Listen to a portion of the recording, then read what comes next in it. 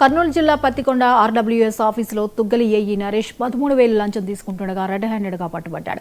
ఏడాది క్రితం చేసిన రోడ్ బిల్ చెల్లించడానికి తుగ్గలి ఎంపీటీసీ రాజు నుండి లంచం డిమాండ్ చేశాడు. రాజు సమాచారం మేరకు ఏసీబీ అధికారులు నరేష్ను రెడ్ హ్యాండెడ్గా పట్టుకున్నారు. లంచం తీసుకుంటూ పట్టుబడిన ఏపీ నరేష్పై చట్టపరమైన చర్యలు తీసుకుంటామని ఏసీబీ డీఎస్పీ సోమన్న చెప్పారు. తీసుకుంటాం సార్, మేము సార్ కూడా తీసుకుంటాం.